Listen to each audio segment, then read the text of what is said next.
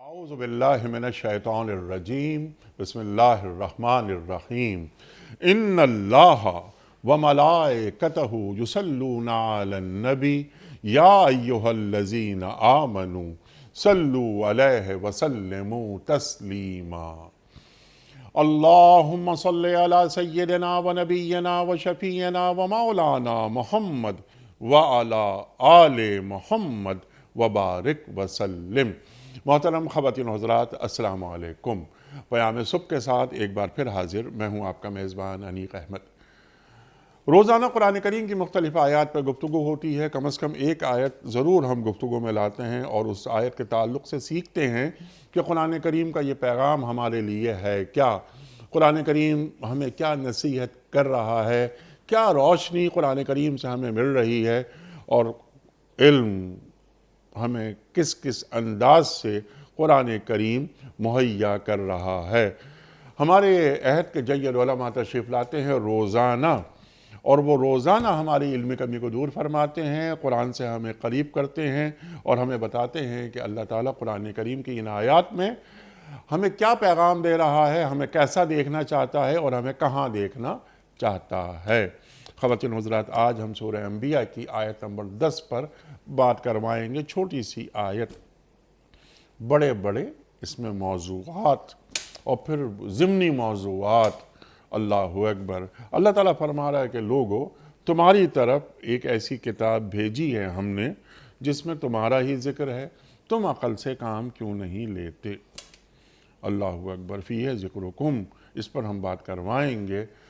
کتاب بہت بڑا موضوع۔ اچھا، اب یہ لقد سے بات شروع ہو رہی ہے۔ ہم اور آپ جانتے ہیں کہ جو لقد یا قد سے جو بات شروع ہوتی ہے، قرآن کریم کی آیت شروع ہوتی ہے، اس کا مطلب ہی یہ ہوتا ہے کہ تحقیق بالتحقیق یہ بات طے شدہ ہے۔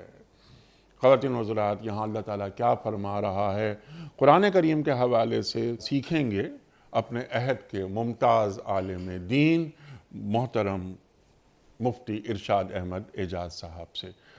خواتین و حضرات، مفتی ارشاد احمد اعجاز صاحب ہمارے ملک کا ایک جانا مانا نام۔ پاکستان میں آپ نے پڑھا، پاکستان کے باہر آپ تشریف لے گئے، دنیا کو قریب سے دیکھا، آج کے موجودہ مسائل ان پر گہری نگاہ رکھتے ہیں اور ان کا حل آپ عطا فرماتے ہیں قرآن و سنت کی روشنی میں۔ فارغ التحصیل دارالعلوم کراچی۔ مفتی ارشاد صاحب کو خوش آمدید کہتے ہوئے پروگرام کا آغاز اللہ تعالیٰ کے بابرکت نام سے۔ سورہ انبیاء آیت نمبر 10۔ اعوذ باللہ من الشیطان الرجیم، بسم اللہ الرحمن الرحیم۔ لقد انزلنا الیکم کتابا فیہ ذکرکم افلا تعقلون۔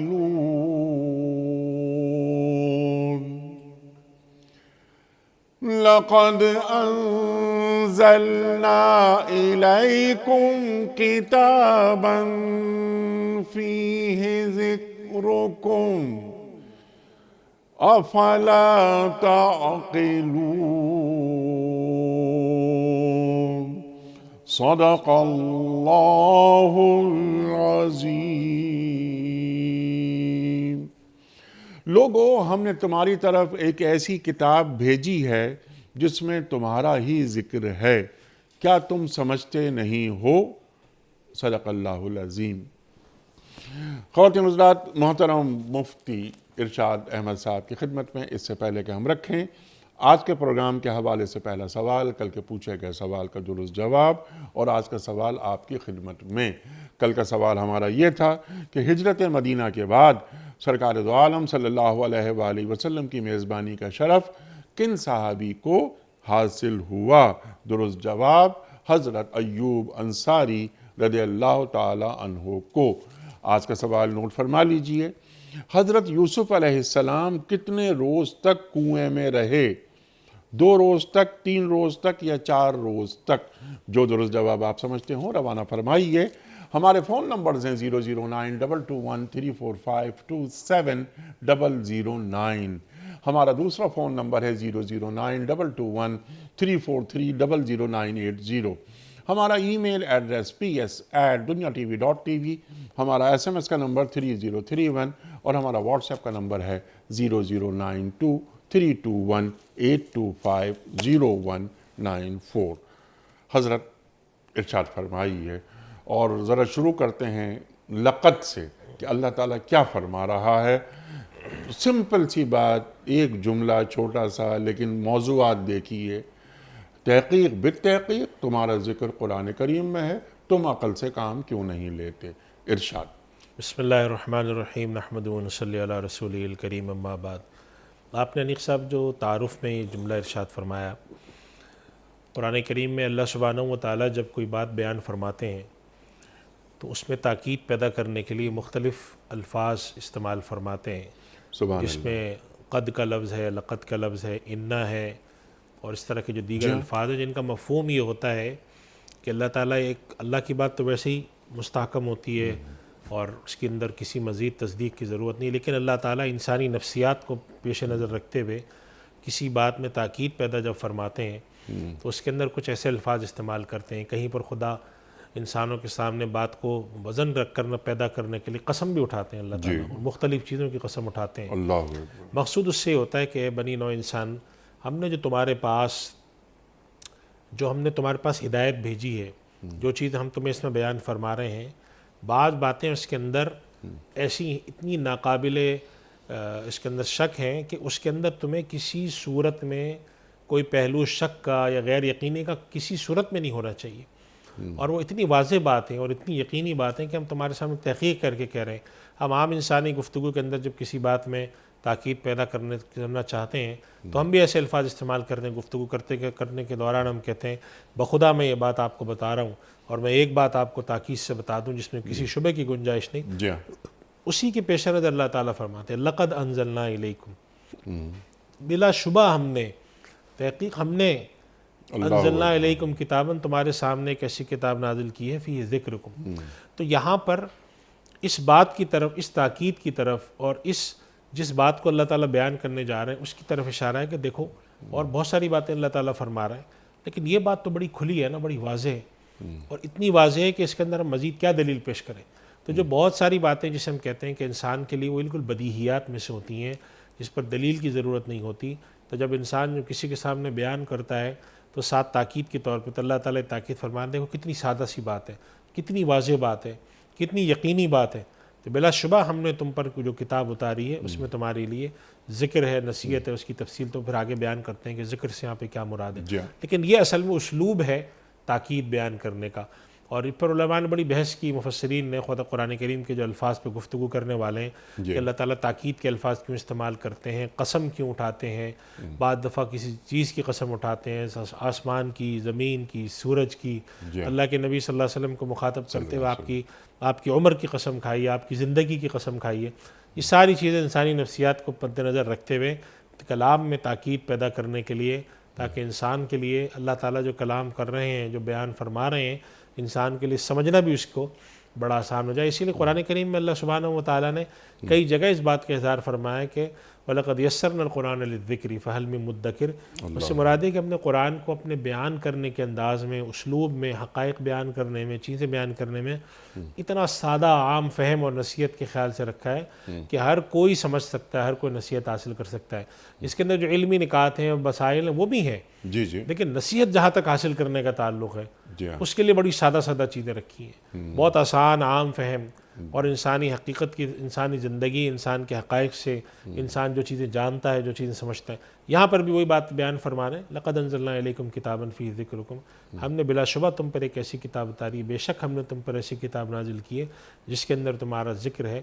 افلا تعقلون، کیا تم عقل اور حاصل نہیں کرتے، کیا تم سمجھ نہیں رکھتے.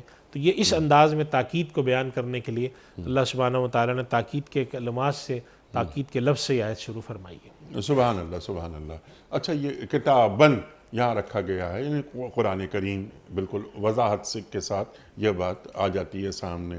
تو کیا اس میں قرآن کریم کے ساتھ ساتھ ہم حدیث کو بھی رکھ سکتے ہیں؟ کیونکہ بعض مفسرین نے یہ بات کہی ہے کہ جناب والا یہ کتاباً یہاں آیا ہے یہاں الکتاب نہیں آیا ہے، تو قرآن و حدیث دونوں اس میں شامل ہیں.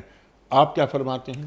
دیکھیے اللہ تعالیٰ جب کتاب کے لفظ سے بھی تعبیر فرماتے ہیں، ذکر کے لفظ سے بھی، نصیحت کے لفظ سے بھی، الکتاب کے لفظ سے بھی، نور کے لفظ سے بھی، ہدایت کے لفظ سے بھی، اس سے مراد ایک تو قرآن کریم ہے جو قرآن کریم نازل ہوا ہمارے پاس آج کتابی شکل میں محفوظ ہے. دوسری مراد اس سے وہ مجموعی دین ہوتا ہے جو کہ کتاب کی شکل میں بھی موجود ہے اور اللہ کے نبی صلی اللہ علیہ وسلم کی فرامین کی شکل میں بھی. سبحان اللہ، سبحان اس کی وجہ یہ کہ اللہ کے نبی صلی اللہ علیہ وسلم کی جو فرامین ہے وہ معنوی لحاظ سے قرآن سے کوئی متضاد یا الگ چیزیں نہیں ہیں، وہ قرآن ہی کی تشریح ہے. تو اللہ سبحانہ و تعالیٰ جب یہاں پر قرآن کریم کی طرف اشارہ فرما رہے ہیں تو اس سے مراد جن حضرات نے بات لکھی ہے وہ اس طرف اشارہ ہے اصل میں کہ اس سے مراد صرف یہ دو، جسے ہم لفظ ایک اصطلاحی استعمال کرتے ہیں دفتین، یعنی کہ یہ دو جلد کے اندر جو ہمارے پاس قرآن موجود ہے صرف یہ مراد نہیں ہے، بلکہ مراد اس کا فہم، اس کا جو مجموعی طور پر جو فہم اللہ سبحانہ و تعالیٰ نے اپنے نبی پر اتارا، اس کی جو آپ نے تشریح فرمائی. ظاہر ہے کہ قرآن کریم میں ایک لفظ آتا ہے جس کی تشریح اللہ کے نبی صلی اللہ علیہ وسلم فرماتے ہیں، تو وہ بھی دین کا حصہ ہے، اسی کی تعبیر ہے، اسی کی تشریح ہے.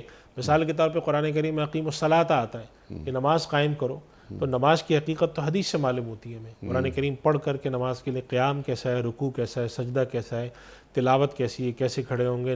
اور اللہ تعالیٰ جو فرماتے ہیں کہ اس کے اندر قوموا للہ قانتین، تو قنوت کسے کہتے ہیں ہم، خشوع کسے کہتے ہیں، خضوع کسے کہتے ہیں، یہ سب کیفیات ہمیں حاصل ہوتی ہیں حدیث سے، نبی کریم صلی اللہ علیہ وسلم کے عمل سے. اس وجہ سے جب یہاں پر کتاب کا لفظ بولا جاتا ہے یا دین کا یا نصیحت کا یا ذکر کا لفظ بولا جاتا ہے تو ہمارے حضرات جو یہ رائے رکھتے ہیں ان کی مراد یہ ہوتی ہے کہ اس سے مراد صرف یہ نہیں ہے کہ آپ کہیں کہ یہ مراد ہے اور باقی سب مراد نہیں ہے، بلکہ مراد ہے کہ یہ اور اس کے فہم کے لیے جو کچھ بھی اللہ سبحانہ و تعالیٰ نے بیان فرمایا اور اس کے ادراک کے لیے، اس کے معنی کو سمجھنے کے لیے، تو اللہ سبحانہ و تعالیٰ اس سے مجموعی کیفیت، مجموعی چیز مراد لے رہے ہیں کہ ہم نے جو کتاب اتاری ہے، یعنی وہ کتاب اور اس کی جو تشریح میں اللہ کے نبی صلی اللہ علیہ وسلم نے جو کچھ بھی فرمایا، اس کے اندر تمہارے لیے نصیحت ہے اور اس کے اندر تمہارے لیے ذکر ہے، تمہارے لیے بلندی ہے، تمہارے لیے رفعت ہے اور اس کے اندر تمہارے لیے ہدایت ہے. افلا تعقلون، تو تم اس کو کیوں نہیں سمجھتے؟ ٹھیک ہے، تو یہ اس سے دونوں چیزیں مراد ہیں، اس سے دونوں چیزیں مراد ہیں. اور افلا تعقلون کہ تمہاری عقل کہاں چلی جائیے، اپنی عقل کو استعمال کرو. سبحان اللہ، سبحان اللہ. بات بالکل آپ نے واضح کر دی کہ صاحب قرآن کو ہٹا کر قرآن کبھی سمجھ میں آ ہی نہیں سکتا. بالکل نہیں آ سکتا. اللہ کی اطاعت کرنی ہے، کیسے کرنی ہے؟ جیسے کہ محمد بتائیں صلی اللہ علیہ وآلہ وسلم. ٹھیک ہے، کلیئر. اب یہاں پر آتے ہیں فیہ ذکرکم، کہ اس میں تمہارا ذکر ہے. تو اب اس میں یعنی تمہاری بڑائی ہے، یعنی لقد کرمنا بنی آدم، اس طرف اشارہ ہے اس کے اندر کہ دیکھو تم کو کون سا مقام ہم نے دیا. انی جاعل فی الارض خلیفہ، انسان کو اللہ نے اپنا نائب بنایا. ہاتھ ہے اللہ کا، بندہ مومن کا ہاتھ، غالب و کار آفری، کار کشا، کار ساز. اللہ نے ایک بندے کا مقام، ہمسایہ جبریل امی بندہ خاکی، اقبال فرماتے ہیں نا. تو وہ ہمسایہ جبریل امی بندہ خاکی، پھر یعنی ایک تو انسان، اس کے بعد مسلمان، مقام مسلم. ایک مسلمان کا مقام کتنا بلند ہے، اللہ اکبر. تو یہاں انسان کی بڑائی بیان کی جا رہی ہے، یا یہ کہ تم ڈھونڈو قرآن کریم میں کہ تمہارا ذکر مومنین میں آتا ہے یا منافقین میں آ رہا ہے، صادقین میں آ رہا ہے یا کاذبین میں آیا ہے، وغیرہ وغیرہ. ارشاد فرمائیے. انیس صاحب اس میں بہت سارے معنی مراد ہیں. جی ہاں. ایک معنی تو یہ مراد ہے کہ اللہ سبحانہ و تعالیٰ اس میں ایک طرح سے اظہار تعجب اور حیرت فرما رہے ہیں کہ وہ ہدایت ان نبی کی بعثت جس کے لیے دوسری قومیں یہاں آ کر تمہارے علاقے میں آباد ہوئی ہیں، سبحان اللہ، وہ تمہارے پاس آئی ہیں اور تم لڑنے مرنے کو کھڑے ہو گئے، اللہ جنگ و جدال کرنے کو. کوئی عقل سمجھ ہے تم میں؟ اللہ. یہ جو تمہارے پاس آئی ہے اس میں تمہاری سربلندی بھی ہے. تمہیں بنایا کیا جا رہا ہے؟ تم دیکھو تو صحیح، کس نبی کی صحبت تمہیں دی جا رہی ہے، کن نبی کے معاونین اور انصار تمہیں بنایا جا رہا ہے، جس کی تمنا کے لیے لوگ ہجرتیں کر کے آئے. نبیوں نے ایک دوسرے کو بشارتیں دی قوموں کو.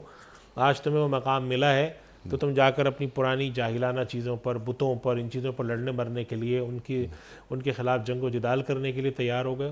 اس میں تو تمہاری ذکر بھی ہے، تمہاری نصیحت بھی ہے، اس میں تمہاری سربلندی بھی. آج اگر یہ نبی آتے ہیں اور یہ نبی کامیاب ہونے ہی ہونے ہیں، لیکن اللہ کی مدد ہے، تو تم اگر ان کے ساتھ شامل ہو گئے تو تم کہاں تک پہنچو گے؟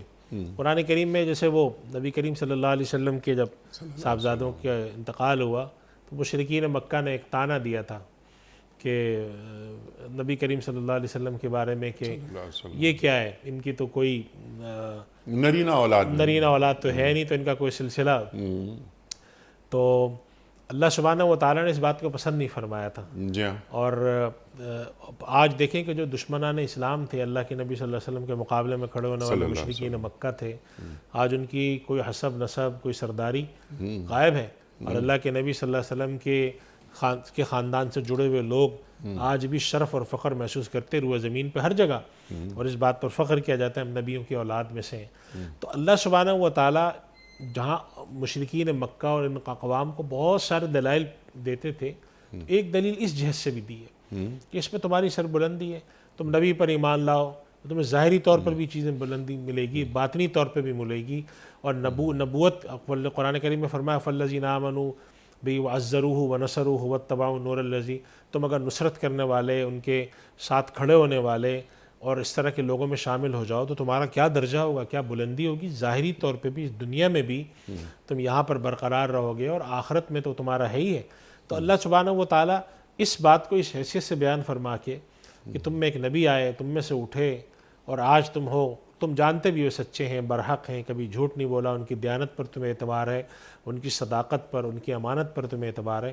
اور آج جب وہ تمہارے سامنے کتاب ہدایت لا رہے ہیں، تم ان کے مقابلے میں کھڑے ہوتے ہو، اور یہ بات جانتے نہیں کہ جو کتاب تمہارے پاس آ رہی ہے، جو دین تمہارے پاس آ رہا ہے، اس میں تمہارے لیے نصیحت بھی ہے، تمہاری سربلندی بھی ہے، تمہارے مشکلات کا علاج بھی ہے. تو یہ اس معنی میں ان کو اس طرف متوجہ کیا گیا، اور ساتھ حیرت سے کہا گیا کہ تمہارے اندر کوئی سمجھ ہی نہیں ہے. یعنی کہ بالکل ایک عام کامن سینس کی بات ہے کہ ایسی نعمت آنے پر تو تمہیں شکر گزار ہونا چاہیے. دوسرے لوگ آ کر جو حسرت لیے چلے گئے یہاں سے کہ ہم میں کوئی نبی آ جاتے، اور آج تم میں ایک نبی آ رہے ہیں، اور نبی نہیں، نبیوں کے سردار آ رہے ہیں. اللہ اکبر. اور تمہیں سربلندی کا، اللہ کے یہاں جو درجات کی بلندی کا، انبیاء کے نصرت کرنے والوں میں تمہیں شمولیت ہو رہی ہے. نبی کریم صلی اللہ علیہ وسلم کے انصار اور مہاجرین کے ساتھ تم شامل ہو کر قیامت تک تم اس میں اجر پاؤ، یہاں پر بھی وہاں پر بھی. تو وہ سب تمہارے غائب ہے، اور دعویٰ تمہارا خدا کی معرفت کا ہے، حضرت ابراہیم علیہ السلام کی اولاد ہونے کا ہے. تو تم سے بڑا بدعقل کوئی، جسے کہتے ہیں کم عقل، نا سمجھدار آدمی تو کوئی ہمیں دکھتا ہی نہیں ہے. تو یہ اس طرح سے اس طرف اشارہ ہے. اور اس میں جو دوسری بات آپ نے فرمائی تھی کہ ذکر سے مراد یہاں پر نصیحت بھی ہو سکتی ہے، ذکر سے مراد تمہارا تذکرہ بھی ہو سکتا ہے، ذکر سے مراد یہ بھی ہو سکتا ہے. یہ قرآن کریم ایک نمونہ ہے، اور ایک جسے ہم کہتے ہیں کہ یارڈ اسٹک ہے. تم دیکھو ذرا کہ تمہارا ذکر کہاں آ رہا ہے. ان لوگوں میں جن سے خدا راضی ہے، ان لوگوں میں ہے جو نبی کریم صلی اللہ علیہ وسلم کی نصرت کے لیے کھڑے ہوئے، ان لوگوں میں ہے کہ جن کے بارے میں اللہ سبحانہ و تعالیٰ بشارت دیتا ہے، یا ان لوگوں میں ہے جن کے لیے وعدہ جہنم ہے. چنانچہ جب غزوہ بدر ہوا، نبی کریم صلی اللہ علیہ وسلم دوسرے دن جب جو لوگ مارے گئے تھے اور ان کو کنویں میں پھینکا گیا تھا مشرکین، آپ صلی اللہ علیہ وسلم ان کی کنویں پہ جا کر کھڑے ہوئے اور باقاعدہ آواز دے کر پوچھا کہ میں نے تو اپنے رب کا وعدہ سچ پایا، کیا تمہیں بھی سچ پایا؟ تو صحابہ کرام حضرت عمر رضی اللہ تعالیٰ عنہ کے بارے میں آتا ہے، انہوں نے دریافت کیا رسول اللہ کیا سنتے ہیں؟ تو آپ نے فرمایا ہاں، کہ جتنا تم سنتے ہو اس سے کم یہ نہیں سنتے. اللہ، یعنی کہ وہ جواب نہیں دے سکتے، تم سمجھ نہیں سکتے، لیکن سن رہے تھے وہ. تو یہ بات تھی کہ نبی کریم صلی اللہ علیہ وسلم کی دعوت کا انکار اور آپ کے مقابلے میں کھڑا ہونا، تو اس سے بڑی کمعقلی اور اس سے بڑی بدعقلی اور اس سے بڑی ناسمجھی کی کوئی بات نہیں ہو سکتی. تو اللہ سبحانہ و تعالیٰ مشرکین مکہ کو ان کو مخاطب کر کے یہ فرما رہے ہیں کہ لقد انزلنا بلا شبہ، ہم نے تم پر جو کتاب اتاری ہے، جو دین تم تک بھیجا ہے، اس میں تمہارے لیے نصیحت ہے، تمہاری سربلندی ہے، تمہارا اس میں ذکر ہے. تو تمہارے اندر کچھ سمجھ نہیں ہے کہ کیا چیز آئی ہے، تمہارے پاس کتنی بڑی نعمت آئی ہے، تم اس کی بے توقیری کرتے ہو اور مقابلے میں کھڑے ہوتے ہو اور اس کے راستے میں رکاوٹیں ڈالتے ہو. جبکہ ایک تو یہ بات تھی صاحب کہ وہ لوگ واقف نہ ہوتے. تمہارے یہاں خانہ کعبہ موجود ہے، مکہ موجود ہے، حضرت ابراہیم علیہ السلام کی اولاد ہونے پر تمہیں فخر ہے، حضرت اسماعیل علیہ السلام کی اولاد ہونے پہ فخر ہے، اور تمہارے یہاں سینکڑوں سال سے اہل کتاب آ کے آباد ہیں، ان سے بھی تم کچھ سنتے ہو کہ اس علاقے میں نبی آئیں گے، اور تمہیں سچا ہونے کا یقین بھی ہوتا ہے. تمہارے لوگ جا کر مسلمان ہوتے ہیں، وہ دیکھتے بھی ہیں. جب اتنی واضح چیزیں آنے کے بعد جب تم انکار کرتے ہو تو پھر ظاہر سی بات ہے کہ سامنے والے کی عقل پہ انسان حیران ہوگا. ہم بھی آج دنیا میں اگر ایک آدمی ہے وہ بیمار ہے اور بیماری کے بعد ڈاکٹروں کی نصیحت کے باوجود وہ جتنے پرہیز کرنے چاہیے وہ بدپرہیزی کر رہا ہو، اور جو علاج بتایا جائے علاج نہ کر رہا ہو، تو آپ جا کر سب سے پہلے کہتے ہیں کہ بھائی آپ کے علاج کی، آپ کی بیماری کے علاج کے بجائے آپ کے دماغ کے علاج کی ضرورت ہے. اور وجہ یہی ہوتی ہے کہ آپ کہتے ہیں کہ اتنی سیدھی سیدھی سمجھ کی بات تمہارے اندر نہیں آ رہی، تو پھر تمہیں کیا کیا جائے، تمہیں کیا دوا دی جائے؟ تو اللہ تعالیٰ ان کی اصیل عقل کی طرف اشارہ فرمایا ہے، فلا تعقلون، اتنی سادہ بات تم سمجھ نہیں رکھتے، اتنی سیدھی سی اور عام فہم بات ہے تم میں سمجھ میں نہیں آتی تھی۔ اس اسلوب کی طرف جو اللہ نے، اور بہت سارے اسلوب ہیں جس کے اندر جیسے مفسرین نے لکھا ہے کہ اللہ تعالیٰ نے بشارت بھی دی ہے، اللہ نے جسے تبشیر بھی کی ہے، انذار بھی کیا ہے، ڈرایا بھی ہے، آخرت کا بھی ذکر کیا ہے، جنگوں کا بھی ذکر کیا ہے، تو کچھ عقل کے رخ پر اور اس رخ پر بھی اللہ نے جو دلائل پیش کیے، ان دلائل میں سے ایک دلیل یہ ہے کہ جس کے اندر اس طرح سے اللہ سبحانہ و تعالیٰ ان کو متوجہ فرماتے ہیں کہ چلو بھائی اس طرح سے تمہارے اندر عقل آ جائے، تو ممکنہ طور پہ ہو سکتا ہے کسی شخص کو ایک دلیل سمجھ میں آئے، ہو سکتا ہے کسی کو بشارت سمجھ میں آئے، ہو سکتا ہے کسی کو انذار ڈرنا سمجھ میں آئے، بشیرم و نذیرہ، تو ہو سکتا ہے کسی کو اس طرح کی دلیل سمجھ میں آئے۔ تو اسی لیے اللہ سبحانہ و تعالیٰ فرماتے ہیں کہ اللہ سبحانہ و تعالیٰ سب کے اوپر جو حجت قائم فرمائیں گے تو اس معنی میں فرمائیں گے کہ ہو سکتا ہے کسی کے لیے کوئی دلیل کارآمد ہو، کسی کے لیے کوئی کارآمد ہو، لیکن من حیث المجموع جو سرداران ہوتے ہیں، جو بڑے فیصلہ کرنے والے ہوتے ہیں، جو لوگ جو کہ فیصلہ ساز کہلاتے ہیں، حکومتوں میں بیٹھے ہوتے ہیں، قبیلے کی سرداری جن کے پاس ہوتی ہے، ان کی عقل اور فہم اتنی ہوتی ہے کہ وہ اس طرح کی تمام باتیں سمجھے۔ تو خصوصاً ان لوگوں کو جو اہل ذکر ہیں، اہل سمجھ ہیں، اہل فہم ہے، مخاطب کر کے کہا جا رہا ہے فلا تعقلون، تم کوئی بات سمجھ میں نہیں آتی، اس بات کو تم سمجھ نہیں رکھتے ہو۔ اور اگر آپ دیکھیں کہ انبیاء کرام میں سے جتنے نبی ہیں جب اپنی قوم کو مخاطب کرتے تھے تو اس میں فلا تعقلون کا لفظ آپ کو ملے گا کہ وہ اکثر کہتے ہیں تم اتنی سمجھ نہیں رکھتے، اتنی بات نہیں سمجھ میں آتی تمہیں۔ یعنی اس کا مفہوم یہ ہوا کہ انسان کے سامنے عقلی رخ پر بات واضح ہوتی ہے، کسی خواہش نفس کے تحت، کوئی ذاتی جسے ہم کہتے ہیں کہ کوئی مفاد کے پیش نظر یا کوئی بات اس کی ذہن میں ایسی ہوتی ہے جس کے پیش نظر وہ عقلی دلیل کو دبا رہا ہوتا ہے، سمجھ تو وہ رہا ہوتا ہے کہ میں کیا کر رہا ہوں، خواہش کو معبود بنا رہا ہوتا ہے، ورنہ اسی لیے آپ دیکھیں کہ ہمارے یہاں جو بڑے حضرات جنہوں نے خاص طور پہ علم کلام کی اس جہت پر کام کیا ہے، وہ فرماتے ہیں کہ دین کے مقابلے میں عقل کو لا کے نہیں کھڑا کرنا چاہیے۔ اللہ تعالیٰ نے قرآن کریم میں دین کے مقابلے میں عقل کو نہیں کھڑا کیا، دین کے مقابلے میں خواہشات نفس کو کیا۔ افرائیت من اتخذ الہہ ہوا، اللہ تعالیٰ فرماتے ہیں کہ جس شخص نے اپنی خواہش کو اپنا معبود بنا لیا ہو، تو پھر اللہ تعالیٰ فرماتے ہیں کہ جس شخص کا یہ اسلوب ہوتا ہے کہ اپنی خواہش نفس کو اپنا معبود بنا لے، اس کی پرستش کرے، اسی کو سب کچھ سمجھے، تو پھر اللہ سبحانہ و تعالیٰ اس کے ساتھ ہی کرتے ہیں اضلہ اللہ علی علم، کہ وہ جاننے کے باوجود، علم رکھنے کے باوجود اللہ اس کو پھر گمراہ کرتا ہے، اس لیے کہ اس نے خواہش نفس کو اپنا معبود بنایا۔ پھر وہ ختم علی سمعہ وقلبہ وجعل علی بصرہ غشاوہ، پوری تفصیل ہے۔ اس سے معلوم یہ ہوتا ہے کہ جب انسان خواہشات نفس کو اپنا معبود بنائے اور اس کی پیروی کرنے کو اپنا اصل سمجھے، اپنا منہج سمجھے، تو پھر اس کی عقل پیچھے چلی جاتی ہے، اور پھر قرآن کریم میں اس کے لیے ایک تعبیر استعمال کی گئی ہے، سمن بکمن عمیون، گونگے ہیں، اندھے ہیں، بہرے ہیں، فہم لا یعقلون، یعنی حقیقت میں تو اندھے گونگے بہرے نہیں ہیں، لیکن اللہ تعالیٰ فرماتے ہیں کہ فہم کے لیے جو انسان کے عام طور پہ جن حواس سے انسان کام لیتا ہے وہ آنکھ، ناک ہے اور منہ ہے، اب جب یہ تینوں گویا کہ ان کے بند ہیں تو پھر ان کو سمجھ ہی نہیں پیدا ہو رہی۔ تو یہ دراصل ایک سادہ بات جس کے اندر عقلی طور پہ واضح بات ہو، اس کے انکار کرنے کے اوپر، چنانچہ اگر آپ واقعہ سنا حضرت ابو ذر غفاری رضی اللہ تعالیٰ عنہ کا، جب وہ تشریف لائے مکہ مکرمہ، مسلمان نہیں ہوئے تھے اس وقت، تو بنو غفار کے بڑے سرداروں میں سے تھے، تو جب یہاں آئے تو ان کو لوگوں نے کہا کہ دیکھو تم پھرو گے مکہ میں تو یہاں پہ ایک آدمی ہے جو ذرا مجنون باتیں کرتا ہے، تو کہیں تم پہ اثر نہ ہو جائے۔ تو وہ کیا کرتے تھے کہ وہ کان میں روئی ڈال کے نکلتے تھے۔ تو ایک دن انہوں نے اپنے آپ کو مخاطب کیا چلتے چلتے، کہنے لگے کہ بھائی، اپنے آپ کو مخاطب کر کے کہنے لگے کہ تو ابو ذر اتنے بڑے قبیلے کا سردار ہے، وہ کانوں میں روئی ڈالے پھر رہا ہے۔ خود اپنے آپ کو ذرا انہوں نے، بڑا ان کو تعجب ہوا، انہوں نے کہا لا حول ولا قوت الا باللہ، میں قبیلے کا سردار ہوں اور یہاں آیا ہوں اور لوگوں کے کہنے سننے پہ کانوں میں روئی ڈالے پھر رہا ہوں، کیا میری عقل ہے؟ مت ماری گئی ہے۔ انہوں نے روئی نکال کے پھینک دی، انہوں نے کہا لا حول ولا قوت، یہ کیا چیز ہے؟ اور جب اللہ تعالیٰ نے ان کے نصیب میں ہدایت لکھی تو نبی کریم صلی اللہ علیہ وسلم کے پاس حاضر ہوئے، فوراً پیغام سمجھ میں آ گیا۔ تو اب حالانکہ بظاہر دیکھا جائے تو بڑا بظاہر تو ایک نصیحت اچھی تھی ان کو کہ بھئی آپ کانوں میں روئی ڈالیں، لیکن اللہ نے ان کی عقل کو رہنمائی کی کہ ایک آدمی جو سردار ہے، اپنے قبیلے کے ہزاروں لوگوں کو چلاتا ہے، بڑے فیصلے کرتا ہے، تجارت کے غرض سے یہاں مکہ آیا ہوا ہے، وہ اپنی کانوں میں روئی ڈالے صرف اس لیے پھر رہا ہے کہ اس کی ہدایت کی بات اس کے کان تک نہ پہنچے۔ تو یہ عقلی رویہ نہیں ہے، چنانچہ اس عقلی جو بے عقلی کا رویہ ہے دراصل قرآن کریم کے اس طرح کی آیات میں جس میں افلا تعقلون یا یہ کہ افلا یدبرون القرآن ام علی قلوب اقفالها، تو ان سب کی طرف اصل میں اللہ سبحانہ و تعالیٰ اس طرف اشارہ فرماتے ہیں کہ اللہ نے جو عقل دی ہوتی ہے، جو سمجھ دی ہوتی ہے، اور جو انسان تاریخی تناظر میں چیزوں کو سمجھ رہا ہوتا ہے، اپنے ماحول میں جان رہا ہوتا ہے، نبیوں کا آنا یا نبیوں کا ہدایت کے لیے انسانوں کو بھیجا جانا ان کے لیے کوئی اچنبھی بات نہیں ہے۔ یہ نبیوں کے اولادوں میں سے ہیں، یہ جانتے ہیں، اور یہ خانہ کعبہ میں آ کر جمع ہوتے ہیں، وہاں پر حلال حرام کی فکر کرتے ہیں، وہاں خدا کا گھر سمجھتے ہیں، اور اپنے آپ کو اس پر فخر کرتے ہیں کہ ہمیں اس کی خدمت کا موقع ملا ہے۔ تو دین سے، خدا سے، آخرت سے اتنی شناسائی تو ہے، اور جب ان تک کوئی ہدایت کی بات آتی ہے تو رویہ اتنا بے عقلی کا اختیار کرتے ہیں کہ آپ کو حیرت ہوتی ہے۔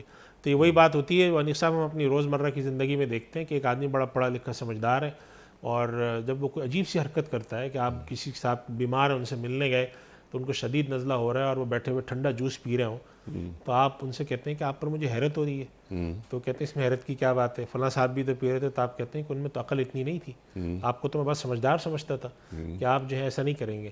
تو یہ اسلوب ہم دنیا میں بھی اختیار کرتے ہیں، تو اللہ تعالیٰ اور بہت ساری جو چیزوں کی طرف متوجہ فرماتا ہے۔ ایک اسلوب عقل کے مخاطبت کی طرف متوجہ فرمانا ہے کہ جب تم اس چیز کو جانتے ہو کہ نبی آ سکتے ہیں، تم جانتے ہو کہ اس علاقے میں نبی آئیں گے، تمہاری ایک تاریخ ہے، تمہارے پاس خانہ کعبہ ہے جس کی تم خدمت کرتے ہو، ان تمام تر تاریخی تناظر، پس منظر اور علم کے باوجود جب تمہارے پاس ایسی کتاب آتی ہے، ایسی نصیحت آتی ہے جس میں تمہارے لیے نصیحت ہے، جس میں تمہاری سربلندی کا ذکر ہے، جس کے اندر وہ تمام باتیں تمہیں ملتی ہیں جو کہ پچھلی قوموں کی تم تاریخوں میں سنتے آئے ہو، اس کے باوجود اس سے تم منہ موڑتے ہو، تو تم پتہ نہیں کس قسم کے ہو، کتنے گئے گزرے ہو، تمہاری عقل کام نہیں کرتی۔ یہ دراصل اس اسلوب میں اللہ سبحانہ و تعالیٰ نے اس بات کو ارشاد فرمایا۔ سبحان اللہ، سبحان اللہ، سبحان اللہ، سبحان اللہ۔ اور عقل استعمال کیوں نہیں کرتے؟ تمہاری عقل کہاں چلی گئی؟ افلا تعقلون۔ آپ جب بات فرما رہے تھے تو میرے ذہن میں قرآن کریم کی ایک اور آیت آ رہی تھی کہ سرکار دو عالم صلی اللہ علیہ وآلہ وسلم جب اپنی ذات کو حجت بنا رہے ہیں، فقط لبثت فیکم عمرا من قبل افلا تعقلون، وہاں بھی افلا تعقلون آ گیا کہ میں نے تم ہی میں عمر گزاری ہے، تم نے مجھے کیسا پایا، تم عقل سے کام کیوں نہیں لیتے؟ میں صادق، امین، میں نے جو خوبیاں تم نے دیکھی تمہارے سامنے ہیں، عقل سے کام لو۔ جب میں توحید متعارف کروا رہا ہوں میں اس وقت بھی صادق ہوں۔ اللہ اکبر۔ اچھا، سوال مفتی صاحب آپ کی خدمت میں، آپ کی تمام تر گفتگو کے بعد اب ہم سمجھنا یہ چاہ رہے ہیں یا جاننا یہ چاہ رہے ہیں یا عمل اس طرح ایک مجھ جیسا عام آدمی کہ میرا ذکر قرآن کریم میں موجود ہے، آج کے مسلمان سے، اہل دین سے، اہل ایمان سے قرآن کریم کی یہ آیت تقاضا کرتی ہے کہ تمہارا بھی ذکر ہے قرآن کریم میں، اس کتاب میں، کہ تم دیکھو کہ تم کہاں ہو۔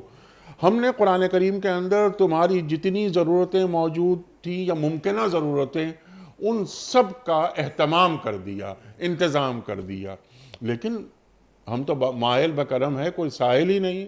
اللہ اکبر۔ تو قرآن کریم سے رجوع کرنے کا بھی ایک طریقہ ہوتا ہے نا، کہ علم سے لے کے والناس تک میں پڑھ رہا ہوں قرآن کریم کو، تو قرآن کریم سے مجھے حاصل کیا ہو رہا ہے اور مزید حاصل کیسے ہو سکتا ہے۔ یتلو علیہم آیاتہ، تلاوت آیات، بہت اہمیت ہے تلاوت آیات کی، لیکن مجھے معلوم تو ہونا کہ الحمدللہ رب العالمین اس کے کیا معنی ہیں۔ قرآن کریم کی آیات پڑھتے چلے جائیں، ایک ایک آیت ہمارے دماغ کے در کھول دیتی ہے۔ اللہ اکبر، یہ بھی اللہ تعالیٰ فرما رہا ہے، یہ بھی اللہ تعالیٰ فرما رہا ہے۔ تو ایک عام آدمی، آپ تو عالم ہیں، آپ نے قرآن کریم کو اپنے اندر اتارا ہے، برس ہا برس لگائے ہیں آپ نے، تو اب ایک عام آدمی کس طرح قرآن کریم کو پڑھے، قرآن کریم کو سمجھے اور یہ تلاش کرے، یہ جانے کہ ہاں یہ میرا ذکر ہو رہا ہے، تو قرآن کریم کے آئینے میں اسے اپنا آپ دیکھنا نصیب ہو جائے۔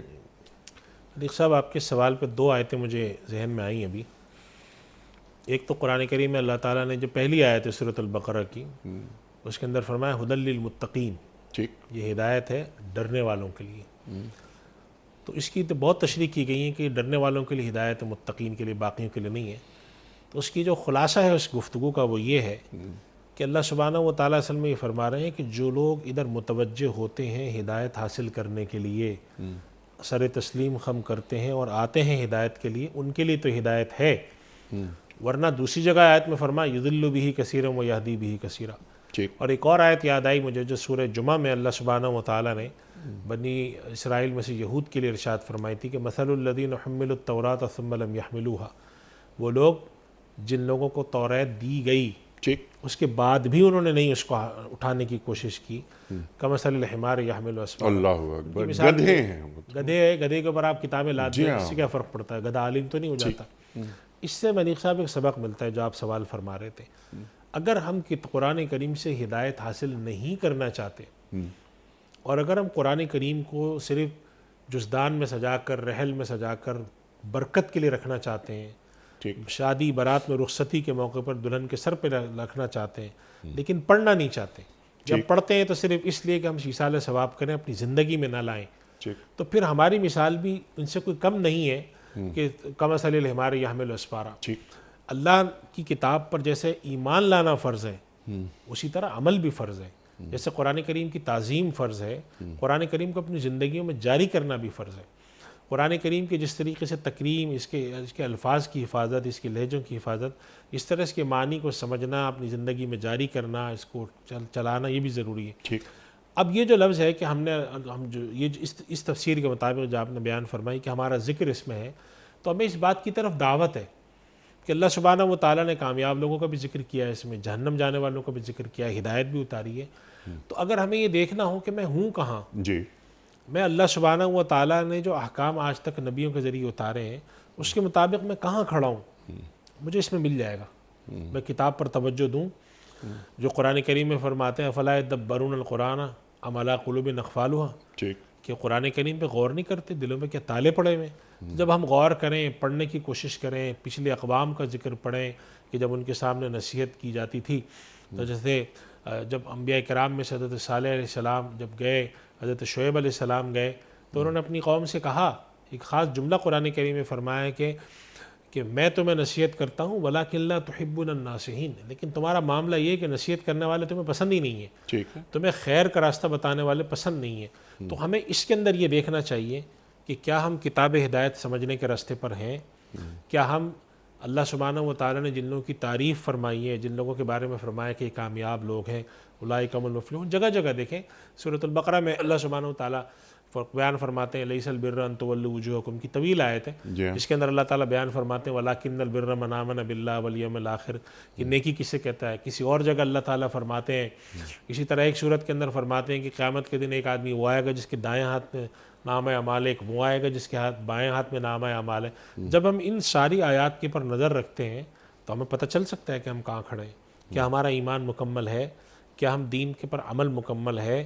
اللہ سبحانہ و تعالیٰ جو فرماتے ہیں کہ جو نیک لوگ ہیں ان الذین آمنوا وعملوا الصالحات ان کے لیے کانت لہم جنات الفردوس نزلا, یہ اللہ سبحانہ و تعالیٰ فرماتے ہیں یا ایتھا النفس المطمئنہ, یہ سب جو ہیں یہ کن سے فرمایا گیا ہے. تو یہ جو بات آپ فرما رہے ہیں اس کا مفہوم جو قاری ہے اس سے فرمایا جا رہا ہے کہ آپ جو بات فرما رہے ہیں کہ ذکرکم, کہ پڑھو.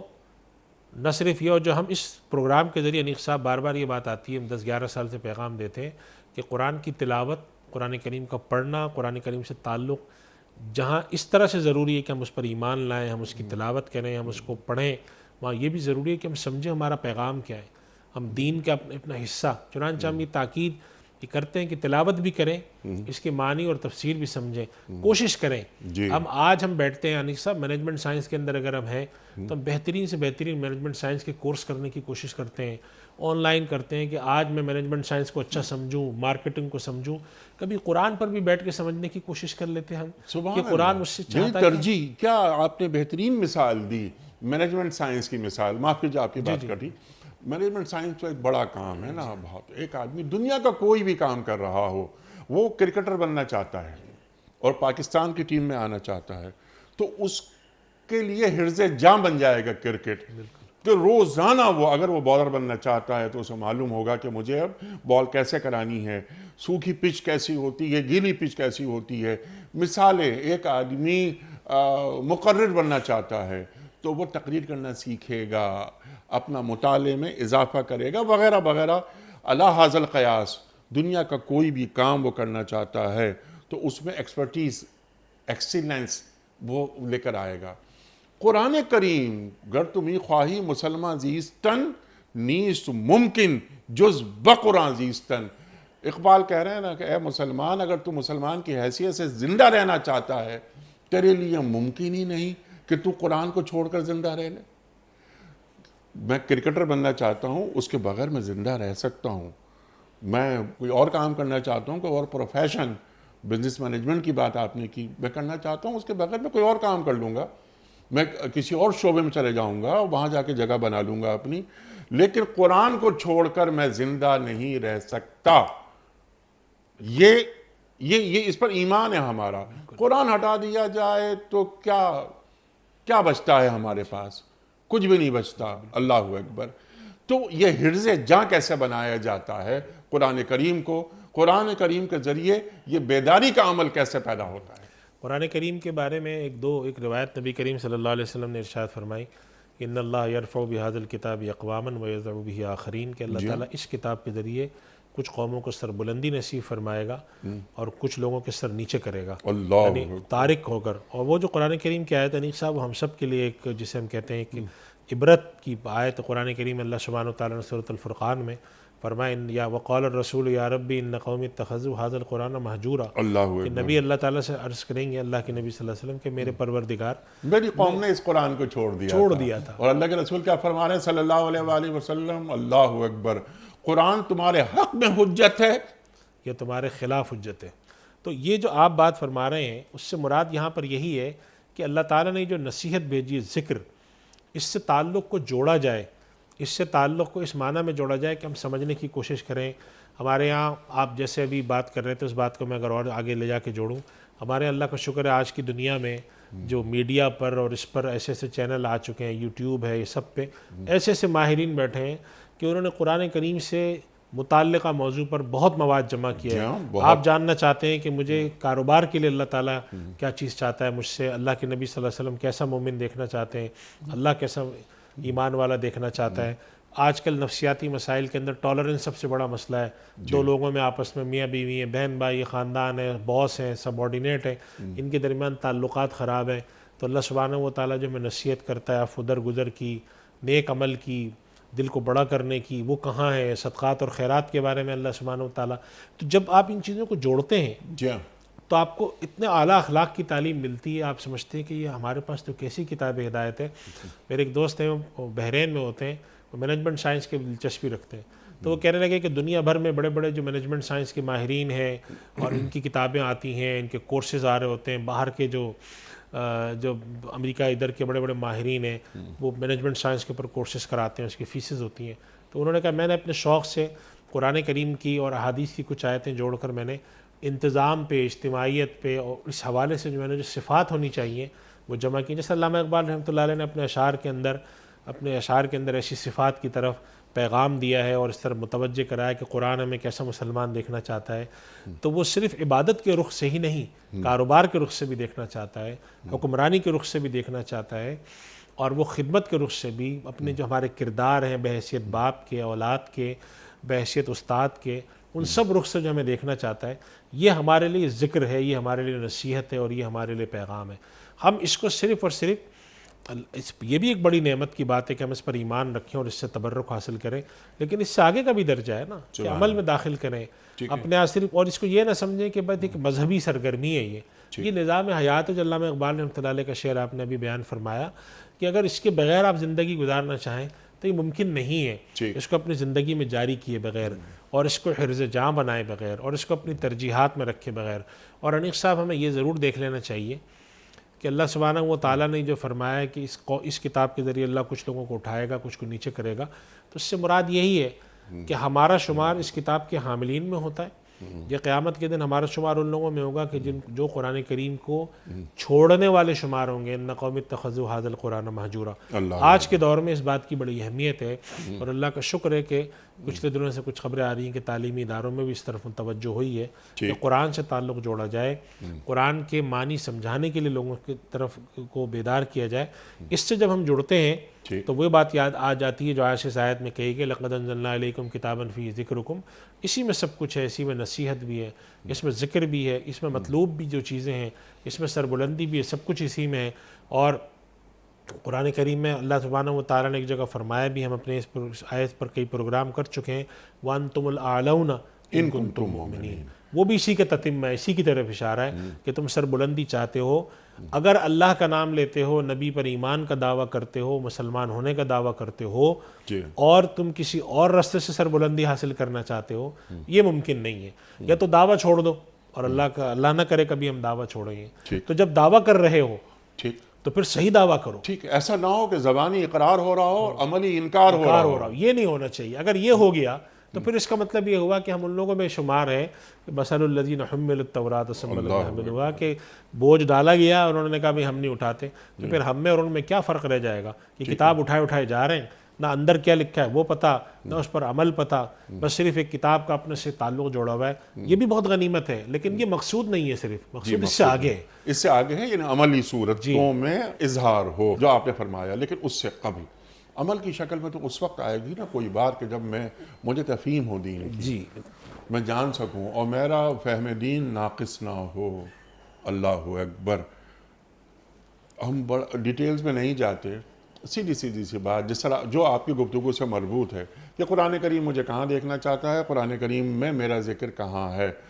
میں نے سوال یہ رکھا تھا آپ کی خدمت میں، بلکہ یہ سوال میں رکھ چکا ہوں کہ ایک عام آدمی، میں نے یہ بھی کہا تھا کہ مجھ جیسا عام آدمی قرآن کریم پڑھنا چاہ رہا ہے، سمجھنا چاہ رہا ہے، اور پھر جس طرح آپ نے فرمایا پھر عمل کے قالب میں ڈھالنا چاہ رہا ہے، تو اس کے لیے پہلے مجھے معلوم تو ہونا کہ ما آتاکم الرسول فخذوہ وما نہاکم عنہ فانتہوا، اس کے معنی کیا ہیں، النبی اولیٰ بالمؤمنین من انفسہم کے معنی کیا ہیں، میں جان سکوں۔ یعنی قرآن کریم کی یہ سینکڑوں آیات ہمارے سامنے یعنی اس پروگرام میں آ چکی ہیں، مزید آ سکتی ہیں، وقت محدود ہوتا ہے تو ہم چند آیات پر گفتگو کرتے ہیں۔ قرآن کریم کی ہر آیت ایک روشنی ہے، ایک ہدایت ہے۔ ایک عام آدمی قرآن کریم کے ذریعے ہدایت لینا چاہتا ہے، اپنا ذکر ڈھونڈنا چاہتا ہے، اور جس طرح آپ نے فرمایا کہ وہ اس کا عملی اظہار کرنا چاہتا ہے، تو پہلے اس کی تفہیم میں وہ آیت آنی چاہیے نا۔ تو کیا اس کی تفہیم میں وہ آیت آ رہی ہے، یا الحمدللہ رب العالمین الرحمن الرحیم مالک یوم الدین، یعنی کوئی نماز سورہ فاتحہ کے بغیر ہو ہی نہیں سکتی۔ اللہ کے رسول نے فرما دیا صلی اللہ علیہ وآلہ وسلم، آگے بڑھ رہے ہیں، چند آیات پڑھ رہے ہیں، ہر نماز میں شامل ہے، ہر رکعت میں شامل ہے۔ تو مجھے معلوم تو ہو کہ جب میں یہ بات کر رہا ہوں، ایک چھوٹی سی صورت اگر قل هو اللہ احد اللہ الصمد، تو یہ کیا ہے؟ لا یستوی اصحاب النار و اصحاب الجنہ، اصحاب الجنت هم الفائزون۔ تو مجھے معلوم تو ہونا چاہیے کہ یہ لا یستوی اصحاب النار و اصحاب الجنہ یہ کیا ہے۔ میں یعنی دو جماعتوں کی بات ہو رہی ہے نا، اصحاب النار اور اصحاب الجنہ، میں اصحاب النار میں ہوں یا اصحاب الجنہ میں ہوں؟ قرآن کریم کے آئینے میں ارشاد۔ دیکھیے انیس صاحب، جو آپ بات فرما رہے ہیں وہ اصل بات یہ ہے کہ ہم قرآن فہمی ہمارے اندر کیسے پیدا ہو۔ جی، جب ہمارے اندر قرآن فہمی ہوگی تو یہ سارے مراحل ہوں گے۔ اگر ہم قرآن فہمی کے بجائے قرآن کریم کو محدود کریں گے، اب پہلی بات ہے کہ تلاوت اس کے ساتھ ظاہری تعلق، اگر وہ بھی نہیں ہے یہ تو بہت ہی الارمنگ بات ہے، لیکن ہم نے صرف وہاں تک رکھا ہوا ہے، قرآن فہمی کی طرف نہیں جاتے ہیں، نہ تفسیر کی طرف جاتے ہیں، نہ معنی کی طرف جاتے ہیں، نہ اس کا جو ایک مجموعی ڈھانچہ، ایک فریم ورک نہیں جاتے۔ کیسے جائیں؟ اب یہ کیسے جائیں؟ تو اس کا مطلب یہ ہوا کہ ہمارا جو پہلا مرحلہ ہے وہ قرآن فہمی کی طرف بڑھنا ہے۔ جی، اور قرآن فہمی کا واحد طریقہ ہمارے پاس کیا رہ جاتا ہے کہ ہم قرآن کریم کو سمجھ کے پڑھنے کی کوشش کریں۔ اچھا، سمجھ کو ہم کیسے پڑھیں؟ آج کل لوگ سوال کرتے ہیں کہ بھئی قرآن کریم تو اتنا بڑا ہے، ہم کیسے پڑھیں؟ تو دیکھیں آج کے دور میں ایسے الحمدللہ، چاہے ہم اس کو سننے کی حد تک کہیں یا پڑھنے کی حد تک کہیں، تحریری شکل میں بھی اور آڈیو کے شکل میں بھی ہمارے پاس ایسی بہت ساری چیزیں موجود ہیں کہ ہم اپنا ایک لاہے عمل بنا کر اس کو پڑھ سکتے ہیں۔ یعنی ہم اگر یہ سمجھنے کی کوشش کریں کہ نمبر ایک، مجھے قرآن کریم ترجمے کے ساتھ پڑھنا آئے، نمبر دو، جو قرآن کریم کے جو مطالب ہیں تفسیر کی شکل میں وہ مجھے معلوم ہو، خلاصے کی شکل میں معلوم ہو، تو قرآن فہمی کا کوئی ایک منہج ہمیں اختیار لازمی کرنا چاہیے۔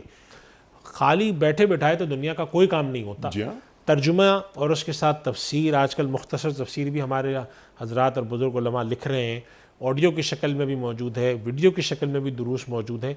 تو سب سے پہلے ہمیں کیا کرنا ہے؟ قرآن فہمی کے لیے کوئی وقت نکالنا ہے، ہم ترجمے کی شکل میں جائیں، 2 آیت روز ہوں، ہفتے میں 1 دن ہو، لیکن کوئی منہج ہو، سبحان اللہ. ایسے تصور کر کے قرآن کریم میں اس طرف اشارہ بھی کیا ہے. انسان کا ایک نفسیاتی مسئلہ ہے جس کی طرف قرآن کریم میں اشارہ ہے کہ لیس بامانیکم ولا امانی اہل الکتاب. اللہ اکبر. خیالی امیدیں باندھنے سے نہیں کچھ ہوتا.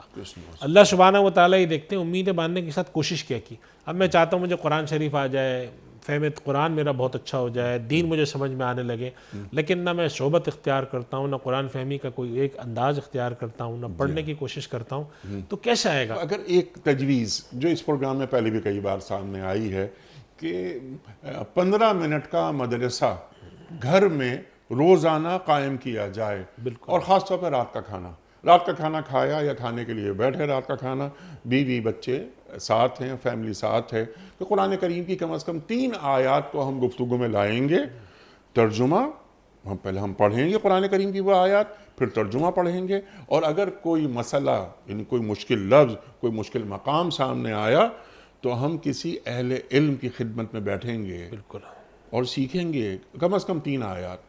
1 سال میں آدمی کے اندر تبدیلی آ جاتی بالکل آ ہے. جائے گی، بالکل آ جائے محض 1 سال کے اندر آدمی یکسر بدل جاتا ہے کہ قرآن کریم، اللہ اکبر.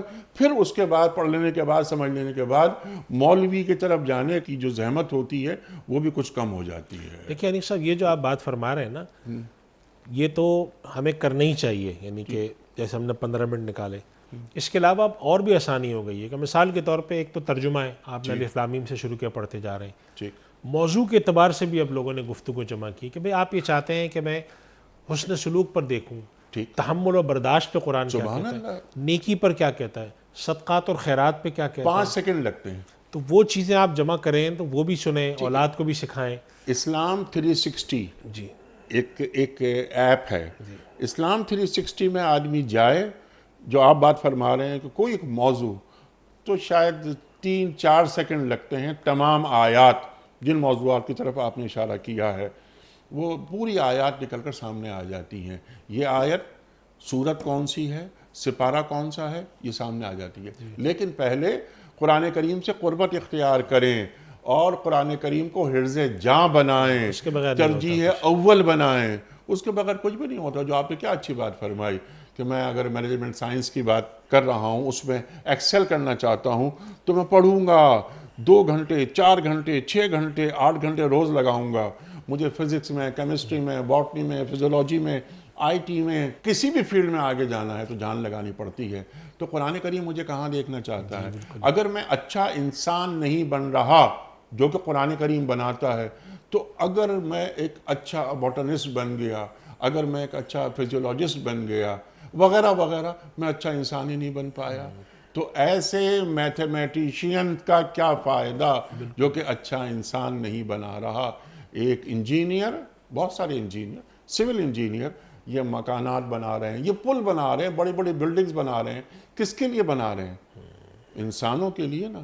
انسان کو زوال نہ آئے، یہ قرآن چاہتا ہے. یا رب ان قوم اتخذوا ھذا القرآن مہجورا. اللہ بالکل. ہمیں تو، میں ایک بات کرتا ہوں آخری، ہمارے ایک استاد کہا کرتے تھے کہ اچھا کام تو چھوڑیں، برا کام بھی سیکھنا پڑتا ہے تب آتا ہے. کہتے تھے جیب کاٹنا جب تک سیکھے گا نہیں آتی. تو وہ کہتے تھے کہ جب اللہ تعالیٰ نے اس دنیا کو سبب ہی بنایا ہی ایسا ہے، آپ کوئی چیز کرنا چاہتے ہیں تو کچھ کوشش کریں.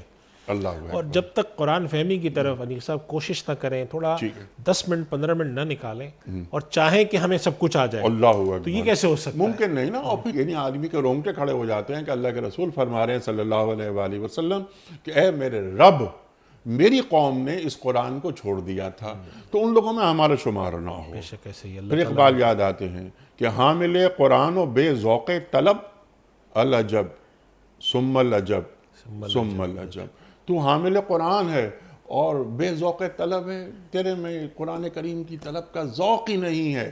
العجب ثم العجب ثم العجب. مجھے تعجب ہے، مجھے تعجب ہے، مجھے تعجب ہے. اللہ اکبر.